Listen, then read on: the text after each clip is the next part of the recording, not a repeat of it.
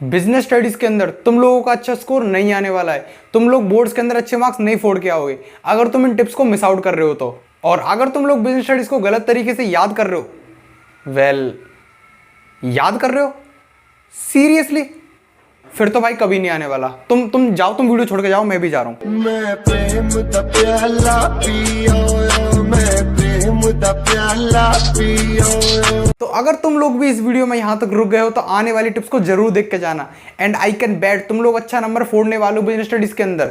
इस वीडियो को पूरा देख लेना, सारे अच्छे तरीके से टिप्स बताई हुई हैं। जो 2 घंटे बिजनेस स्टडीज पढ़ रहा है वो चीजों को याद करने में अपना टाइम वेस्ट कर रहा है, बजाय जो 30 मिनट्स पढ़ रहा है वो केवल चीजों को समझ रहा है और अपनी लैंग्वेज में आंसर को फ्रेम करना है। तुम्हारे दिमाग के अंदर ये सारी बातें अच्छे तरीके से नहीं आई होंगी, इसलिए तुम लोग वीडियो को पूरा देखना। स्टेप बाय स्टेप मैं तुम लोगों के लिए इन टिप्स को बताने वाला हूं। चलो फिर सबसे पहले जो यहाँ पे बात निकल के आती है, तुम लोगों को अपने बिजनेस स्टडीज के सिलेबस के साथ रूबरू होना पड़ेगा। तुम लोगों को जानना पड़ेगा कि बिजनेस स्टडीज का सिलेबस एक्चुअली में है कैसा। इसमें तुम लोगों को बेसिक अंडरस्टैंडिंग लगानी होगी कि किस टॉपिक के किस चैप्टर्स में, किस चैप्टर में क्या क्या हो सकता है। अगर तुम सोचो कि प्लानिंग, तो प्लानिंग से तुम्हारे दिमाग में आता है कि कुछ प्लान करना। ऑर्गेनाइजिंग से कुछ चीज़ों को ऑर्गेनाइज करना, इकट्ठा करना रिसोर्सेज को। स्टाफिंग में तुमको स्टाफ वगैरह, ऐसे तुम्हारे दिमाग के अंदर ये थोड़ा थोड़ा क्लियर होना चाहिए कि इस चैप्टर ये थोड़ा सा किससे रिलेटेड है। तुमको बस इतना समझ लेना, तुमको समझ में आ जाना चाहिए कितने तुम्हारे चैप्टर्स हैं और इनके चैप्टर्स के नाम है। ठीक है, बस इतना। इसके बाद में तुम लोगों को अपना सिलेबस कंप्लीशन पे ध्यान देना है। हाँ, सिलेबस का मतलब ऐसा नहीं कि तुम लोग फर्स्ट चैप्टर कर लिया फिर इसके बाद में सेकंड पे बढ़ गए फिर थर्ड पे बढ़ गए। नहीं, तुम लोगों को पहले फर्स्ट चैप्टर करना है, उसको अच्छे तरीके से समझना है, उसको थोड़ा सा इन द सेंस लर्न नहीं करना है, लेकिन उसको अच्छे तरीके से अंडरस्टैंड करना है, उसके की पॉइंट्स को याद रखना है, तब तुमको नेक्स्ट टॉपिक की ओर बढ़ना है। अब देखो, ऐसा मत करना तुम 1 महीने से एक ही चैप्टर को लेके बैठे हुए हो, तुम लोगों का सिलेबस पीछे रह रहा है। नहीं, मेरा मतलब है जब तुम अपना सिलेबस कंप्लीट कर रहे होगे, फर्स्ट चैप्टर, सेकंड चैप्टर, तुम लोग सेकंड चैप्टर पे होगे, तब तुम लोग फर्स्ट चैप्टर को भी रिवाइज करना है। बीएसटी याद करने की बिल्कुल जरूरत नहीं है, दिन का 2 घंटा पढ़ने की जरूरत नहीं है। मैं तुम लोगों को ये टिप्स बताऊंगा, इससे तुम लोग केवल 30-25 मिनट्स पढ़ के आराम से स्कोर कर जाओगे। सबसे पहले अपनी यूट्यूब पे से लेक्चर देखने। अगर तुम लोग पहला चैप्टर कर रहे हो बिजनेस स्टडीज का, तो तुम लोगों को यूट्यूब पे जाना है, उस टॉपिक को उस चैप्टर के बारे में सर्च करना है। और ध्यान रखना, वन शॉट को स्किप करना है। स्टार्टिंग में वन शॉट बिल्कुल मत देख लेना कि पहले मैं वन शॉट देख लेता हूं इसके बाद में मुझे सब समझ में आ जाएगा। नहीं भाई, वन शॉट मत देखना। तुम लोगों के लिए जो अलग से जो 5-6 लेक्चर्स के जो छोटे छोटे पार्ट्स होते हैं उनको तुम लोगों को देखना है। चैनल सजेस्ट कर रहा हूँ, रजत अरोरा सर और सुनील पांडा सर, दोनों बेस्ट टीचर्स हैं बिजनेस स्टडीज के अंदर फील्ड में। जब अपनी वीडियोस देख रहे होगे तो इस दौरान तुम लोगों को वीडियोस को 1.5x से ज्यादा स्पीड पर नहीं देखना है। तुम लोगों को वीडियो समझ में नहीं आएगी, वो बात अलग है, तुम लोग समझ जाओ। मैं तुम लोगों को यही सजेस्ट करूंगा कि 1.5x से नीचे ही तुम लोग रखना है, फिर 1.5x पर रखना मैक्सिमम। 1.75x 2x तुम लोग जब स्विच कर सकते हो, जब तुम लोगों का सिलेबस कंप्लीट है, तुम लोगों को रिवीजन हो गया, तुमको लास्ट टाइम पे बस तुमको एक वीडियो देखना रिवीजन के लिए, तो उस टाइम पे तुम लोग 2x स्पीड का यूज कर सकते हो दबा के। जब तुम लोग वीडियोस को देख रहे हो यूट्यूब के अंदर, तो तुम लोगों को क्या करना है, साइड में एक रफ कॉपी लेकर बैठना है और जो भी इंपॉर्टेंट पॉइंट जो वीडियो के अंदर हाईलाइट हो उनको बस उस रफ कॉपी के अंदर नोट डाउन करना है। तुमको बड़ा बड़ा अक्षरों में, तुमको बड़े बड़े सेंटेंस बना के नहीं लिखने, तुमको बस की पॉइंट्स याद करना है। 2-3 वर्ड्स लिख लेने तुम लोगों को, और तुम लोगों का एक लेक्चर के बाद में मुश्किल से तुम्हारे लोगों का आधा पेज, 1 पेज ऐसा कुछ भर जाएगा तुम्हारा रफ पॉइंट से। वो रफ पॉइंट से जो की पॉइंट्स हुए उनसे रफ कॉपी में लिखने पर तुमको समझ में आने लग गया है कि इस टॉपिक से क्या रिलेट करता है, इस टॉपिक के अंदर क्या बातें बताई गई हैं। तुमको उठानी है अपनी एनसीईआरटी। हाँ, रेफरेंस बुक देखो, मैं सजेस्ट नहीं करूंगा, जस्ट लेक्चर देखना है। एनसीईआरटी उठानी है, इसकी लाइन बाय लाइन रीडिंग करनी है। हाँ, एनसीईआरटी के अंदर मोस्ट इंपॉर्टेंट एग्जांपल्स होते हैं और एनसीईआरटी के अंदर तुम लोगों को काफी सारे की पॉइंट्स देखने को मिलेंगे।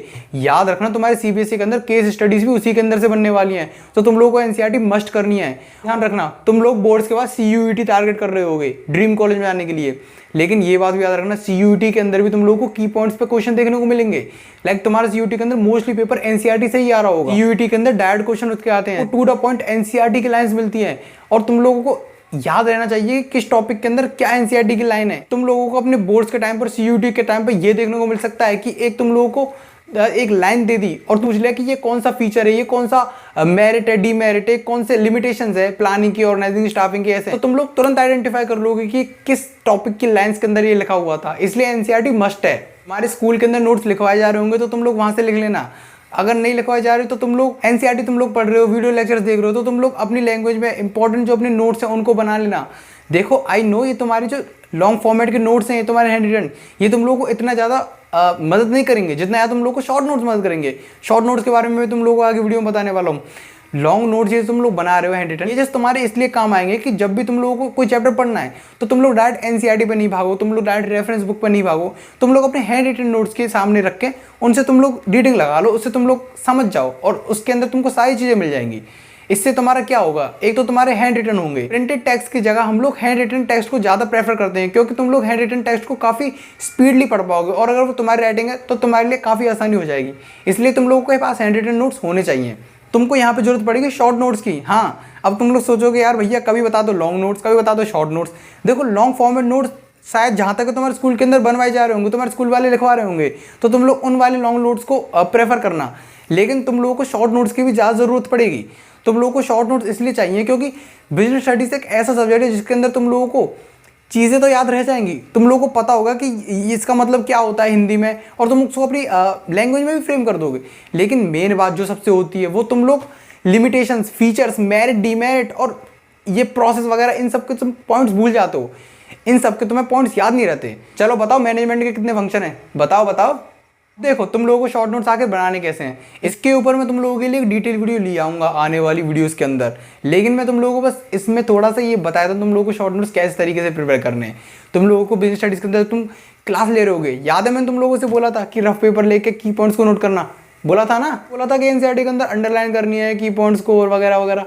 बस तुम लोगों को अपने शॉर्ट नोट्स के अंदर वही वीडियो लेक्चर्स के जो मेन पॉइंट्स थे जो तुम लोगों को शायद अपने नोट्स के अंदर देखने को नहीं मिल रहे, उनको तुम लोगों को नोट करना है।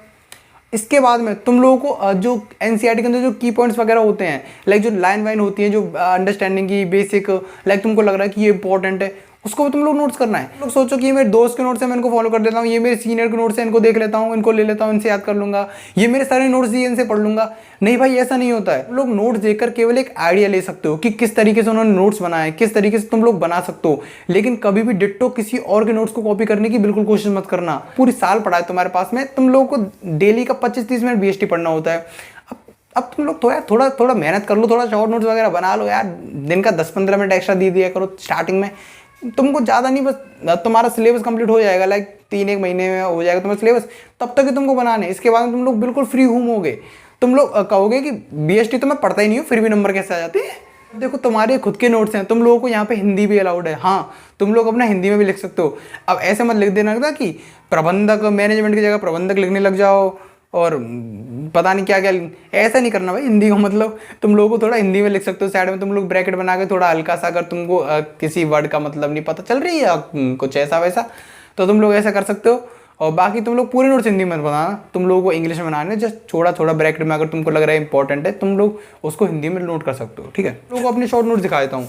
ये कुछ मेरे शॉर्ट नोट्स हैं, आई नो तुमको दिख नहीं रहे होगे, तो मैं तुम लोगों को फोटो लगाऊंगा साइड में, स्क्रीनशॉट लगाऊंगा साइड में, वहाँ से तुम लोग देखना। ठीक है, अब मैं तुम लोगों को एक एग्जांपल देता हूँ, लाइक तुमको एक वो देता हूँ तुम लोगों को एक बेसिक अंडरस्टैंडिंग कि किस तरीके से करने। ये दिख रहा होगा ये। अब देखो इसमें मैंने कर रखा हुआ है, ये फर्स्ट चैप्टर का नोट है। अब ध्यान से देखो, यहाँ पे मैंने एक सर्किल बना रखा है। मैं एक ऑनलाइन बैच में था तो वहाँ पे सर ने बताया था इस सर्किल वाला प्रोसेस देख। ठीक है, तो मैंने उसको डायरेक्ट नोट कर लिया था ड्राफ्ट में, फिर मैंने यहाँ नोट्स में स्विच कर लिया। यहाँ मैंने सर्किल बना हुआ है, ऊपर देखो प्रोसेस क्या है, मतलब मैनेजमेंट, लाइक तुमको मैनेजमेंट की एक डेफिनेशन देखने को मिलती है कि management is the process of getting things done with the aim of achieving goals effectively and efficiently. देख रहे हो, अब तक याद है मेरे को। अब जब भी तुम लोग शॉर्ट नोट्स तैयार करोगे तो उसके ऊपर तुमको पहले डेफिनेशन लिखनी होती है। लेकिन डेफिनेशन तुम लोग लिखना लाइक प्रेफर करो नहीं करो, लेकिन मेरे अकॉर्डिंग डेफिनेशन के बजाय तुम लोग कुछ ऐसा चार्ट सा बना सकते हो जिसमें तुम लोग की पॉइंट्स लिखते हो, तो देखने में तुम लोग को काफ़ी अच्छा लगेगा और तुमको ऐसा बर्डन सा भी नहीं लगेगा कि यार ये 3 लाइन की डेफिनेशन ये पढ़नी है, बार बार याद करनी है। बस तुम लोग ये देख लेना, गेटिंग थिंग्स डन, एम, गोल, इफेक्टिवली, एफिशिएंटली, बोथ है ऐसे। इसके बाद में देखो यहाँ मैंने लिख रखा फीचर्स ऑफ मैनेजमेंट। यहाँ पर तुम लोगों को फीचर्स ऑफ मैनेजमेंट देखने को मिल रहे हैं। अब देखो यहाँ पे मैंने लिख रखा है फीचर्स ऑफ मैनेजमेंट। अब ध्यान रखना, यहाँ पे मैंने कुछ भी नहीं लिखा। देखो goal oriented, all pervasive, multi dimensional क्योंकि इंपॉर्टेंट है इस चैप्टर में से सबसे ज़्यादा इंपॉर्टेंट तुम लोगों को ये वाला फीचर है मल्टी डायमेंशनल। एक चार्ट बना हुआ है, इसके अंदर 3 टाइप के आते हैं, मैनेजमेंट ऑफ वर्क, पीपल और मैनेजमेंट ऑफ ऑपरेशंस। तुम लोगों को अपने लिए ऐसे शॉर्ट नोट्स बनाने हैं। ठीक है, अब कंटिन्यूस प्रोसेस ये इंपॉर्टेंस, और अगर फादर ऑफ साइंटिफिक मैनेजमेंट तो ये थोड़े मैंने लिख रखे हैं। अब देखो नेक्स्ट पेज पे तुम लोगों को दिखाता हूँ। और से यहाँ पे मैंने केवल की पॉइंट्स को लिख रखा है, की पॉइंट्स को लिख रखा है, जो टॉपिक नेम है उनको लिख रखा है, डिफाइन नहीं कर रखा। अब देखो इससे बेसिकली फायदा क्या होता है, लास्ट पेज पे देख लो, कोऑर्डिनेशन है। इससे देखो फायदा क्या होता है, इससे फायदा ये है कि तुम लोग टॉपिक्स को भूल जाओगे, तुम लोग फीचर्स ये लिमिटेशन वगैरह तुम लोगों को याद नहीं रहती ज़्यादा लंबे समय तक। तो तुम लोग के जो लॉन्ग फॉर्मेट नोट्स है तुम्हारे पास स्कूल में वगैरह में लिखवाएं, तो अब उनको केवल तुम लोगों को रीड करने के लिए यूज़ करना है, उनको तुमको समझना है, अपने आप को अंडरस्टैंडिंग लेनी है कंसेप्ट्स की, उनसे तुम लोग पढ़ दें। लेकिन अगर तुम लोग सोचो तुम एग्जाम की सुबह, एग्जाम तुम्हारा 2 घंटे बाद है, तुम लोग सुबह क्या करोगे? क्या उन लंबे तरीके के नोट्स को देखने के लिए बैठोगे या फिर तुम लोग वीडियो लेक्चर्स देखोगे? नहीं, तुम लोगों को केवल अपनी शॉर्ट नोट्स को रिवाइज रखना। और याद रखना, तुम लोगों को कभी भी रटना नहीं है बीएसटी को, कभी भी तुम लोगों को याद नहीं करना है बीएसटी को। बार बार बोल रहा हूँ इस बात को। तुम लोगों को जस्ट अपनी की पॉइंट्स पर ध्यान देना और जो टॉपिक नेम है उनको याद रखना है बस। तुम लोगों को लिमिटेशन फीचर, भाई बोर्ड्स के अंदर तुम लोगों का कोई नहीं पढ़ने वाला, अंदर क्या लिखा है तुम लोगों को, बस तुम लोगों को सामने ऊपर टॉपिक लिखने और जो कीवर्ड है उसको तुम लोगों को यूज जरूर करना है। लाइक मैनेजमेंट के प्रोसेस के अंदर इफेक्टिवली, एफिशिएंटली, ये मस्ट है, तो तुम लोगों को इनको यूज करना ही पड़ेगा। और हाँ, तुम लोगों को बीएसटी के अंदर रटना क्या है एग्जैक्टली, तुम लोगों को केवल डेफिनेशन रटनी है। Like F W. Taylor, Henri Fayol, इनके द्वारा जो डेफिनेशन दी गई है तुम लोगों को इनको डिट्टो रटना है। हाँ, इनमें तुम लोग चेंज नहीं करना, इनमें नहीं कर सकते। जैसे कि अकाउंट्स के अंदर तुमको पार्टनरशिप की डेफिनेशन देखने को मिलती है, तो इनको तुम लोग रट लेना। बाकी तुम लोगों को जस्ट टॉपिक की पॉइंट्स आ गया ना समझ में। तुम लोग ना गलती क्या ना करना, मैंने ना ये सारी चीज़ें ना दिसंबर नवंबर वाले फेज़ में की थी। ये सारे शॉर्ट नोट्स मैंने दिसंबर नवंबर में बनाने लगा था, उस टाइम पे मेरा काफ़ी समय गया था। तुम लोगों को जस्ट ये सिंपल टिप्स है, तुम लोग स्टार्टिंग से शॉर्ट नोट्स बना लेना, तुम लोगों को काफ़ी ज़्यादा मदद करने वाले। CUET के अंदर भी काफ़ी सारी मदद करेंगे तुम लोगों को। अब देखो रेफरेंस बुक का यहाँ पे क्या काम है, तुमने बोला भैया रेफरेंस बुक यूज़ नहीं करनी है। अब देखो काफ़ी सारे ऐसे बच्चे होते हैं जो लोग अपने पास नोट्स नहीं बना सकते, लाइक जिनके स्कूल के अंदर हैंड रिटन नोट्स नहीं लिखवाए जाते हैं लॉन्ग फॉर्मेट, लोग रेफरेंस बुक को यूज़ कर सकते हो। उसके अंदर तुम लोग रीडिंग कर सकते हो, समझ सकते हो, वहाँ से तुम लोग अपने कंसेप्ट को समझ सकते हो। लेकिन याद रखना, तुम लोगों को की पॉइंट्स वगैरह ये शॉर्ट नोट देख देख कर ही याद करने, इनको तुम लोगों को लिटरली रटना पड़ेगा यार तुम लोगों को। इनको ये जो टॉपिक्स और की पॉइंट्स होते हैं ना ये, और ये जो फीचर्स, लिमिटेशन, इनकी ये मेरिट्स वगैरह, इनको तुम लोग याद करना है बस। उसके बाद में तुम लोग कुछ याद नहीं करना, ठीक है। बाकी तुम लोगों को वीडियो लेक्चर्स वगैरह में सब कुछ देखने को मिल जाता है यूट्यूब पे। तुम लोग अपने स्कूल टीचर से पूछ सकते हो, उनसे कॉल मिला सकते हो, व्हाट्सएप में टेक्स्ट करके पूछ सकते हो। कोई टीचर मना नहीं करेगा यार, तुमको सब बताएंगे, बस तुम लोगों को अपनी तरफ से एफर्ट्स लगाने।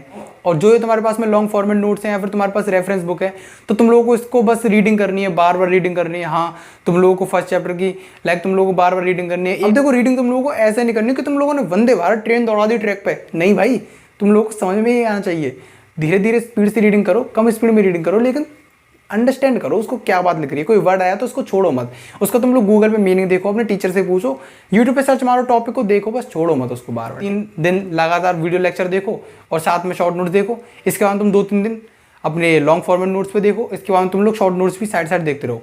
तुम लोगों को video plus short note, long format notes plus short notes, इनका तुम लोग को कॉम्बिनेशन बना के चलना है, ठीक है। और जो शॉर्ट नोट्स हैं उनको तुम लोगों को अपने पूरे टाइम का 10-20% टाइम देना है। लाइक तुम लोग 1 घंटे पढ़ रहे हो तो उसमें तो तुम लोग 40 मिनट तुम लोग वीडियो लेक्चर्स या फिर अपने लॉन्ग फॉर्मेट नोट्स के लिए दे सकते हो, और बाकी 15-20-10 मिनट तुम लोग अपने शॉर्ट नोट्स को, क्योंकि तुम लोग मैथ अकाउंट्स के ऊपर ज़्यादा फोकस होगा। पीएचडी के लिए अभी तुम लोग इतनी ज़्यादा चिंता नहीं कर रहे हो, और लाइक क्या ही करोगे करके, बस तुम लोग एग्जाम से 4-5 दिन पहले थोड़ा ज़्यादा सीरियस मूड में आ जाना। 3-4 घंटे, और 3-4 घंटे तुम लोग एग्जाम से 3-1 दिन पहले कर लेना, और बाकी दिन तुम लोग हफ्ते भर पहले तुम लोग 1-1.5 घंटा कर लेना। बाकी दिन तुम लोग 25-30 मिनट आराम से कर सकते हो। तुम लोगों को निमोनिक्स बनाने लाइक काफ़ी सारे, जैसे कि ये मैनेजमेंट की प्रोसेस का होता है post DC, planning, organising, staff, narrative, controlling, और लाइक तुम लोग कैसे भी निमोनिक्स बना सकते हो। मैंने काफ़ी सारे यूट्यूब पे देखे थे निमोनिक्स, और काफ़ी सेल्फ मेड भी बना ली अपनी तरफ से।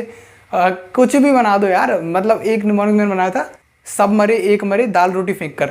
अब देखो इसका ये कोई सेंस इतना ज़्यादा नहीं बैठ रहा, लेकिन इससे तुम लोग देख सकते हो, सब से सेंडर, एम से मैसेज, और सब मरे एक से एनकोडिंग। इससे तुम लोग को समझ में आ रहा है कम्युनिकेशन का प्रोसेस है ये, देख रहे हो, याद है मेरे को सब कुछ। तो इस तरीके से तुम लोग अपने निमोनिक्स बना लेना, काफ़ी सारी चीज़ों के निमोनिक्स बन जाते हैं। और हाँ, ज़्यादा निमोनिक्स मत बनाना यार, तुम लोगों को पूरी बिजनेस स्टडीज़ के अंदर तुम्हारे 10-15 निमोनिक्स बहुत है, इतने बनते हैं पूरे में से। इस वीडियो को यहीं पे ओवर करते हैं। तुम लोगों को मैंने सारी टिप्स दे दी है बीएसटी के अंदर, और तुम्हारे अच्छे खासे नंबर बोर्ड्स के अंदर आ जाएंगे बीएसटी के अंदर देखने के लिए। और लास्ट टिप, हाँ ये इंपॉर्टेंट टिप है, मैं लास्ट टिप बोल गया था। तो ये लास्ट वाली टिप जो है तुम लोगों के लिए ये है कि तुम लोग रियल लाइफ से अपनी बिजनेस स्टडीज़ को मतलब जोड़ने का ट्राई करो। इमेजिन करना अपने दिमाग के अंदर, तुम लोगों को अपनी नियर बाय शॉप्स को, या फिर तुम्हारी कोई शॉप है उसके अंदर तुम लोगों को अकाउंट्स वगैरह देखने को मिलते हैं, उनको तुम लोगों को देखना है, एनालाइज करना है, थोड़ा दिमाग से थोड़ा लॉजिकली थिंक करना है। और बाकी तुम लोगों को रियल लाइफ में देखना है। जैसे कि अगर तुम लोगों को मैं बताऊं कि एडू कैप्टन एक चैनल है, वहाँ पे प्रिंस सर हैं, तो वो लोग वो बीएसटी बढ़िया पढ़ाते हैं, तुम लोग वहाँ पे लास्ट टाइम से देख सकते हो। एग्जाम से पहले तुम लोग लास्ट के टाइम पे उन लेक्चर्स को देखना। एक एनसीईआरटी सीरीज है, वहाँ पे एनसीईआरटी को डिटेल में बताया गया कौन सी की पॉइंट्स हैं, और क्या तुम लोगों को वहाँ पे मिल जाएगा सबको देखने के लिए कि एनसीईआरटी के अंदर कौन से की पॉइंट्स है, कौन सी लाइन इंपॉर्टेंट है वहाँ पे। तो उन सर ने एक एग्जाम्पल बताया था कि तुमको पता है कि एक बार ये जो KTM है, KTM बाइक है, इनकी काफ़ी सारी सेल्स में डिक्रीज़ हुआ है। तो ये डिक्रीज़ क्यों हुआ है? ये डिक्रीज़ हुआ छपरियों के कारण। हाँ सच में, अब तुम लोग देखो कि KTM को छपरी लोग लेके डोलते हैं, उसकी वजह से काफ़ी सारी KTM की सेल्स डिक्रीज हो गई। उसके अंदर सारी टिप्स पूरी होती है, मैंने तुम लोगों को पूरा अच्छी तरीके से बता दिया। तुम लोगों की BST के अंदर काफ़ी सारे अच्छे नंबर आने वाले हैं और आशा करूँगा, उम्मीद करूँगा तुम लोगों को वीडियो अच्छी लगी तो प्लीज़ वीडियो को लाइक कीजिएगा, कमेंट कीजिएगा और मोर इंटरेस्टिंग वीडियो के लिए please make sure to subscribe this channel. Till then bye bye.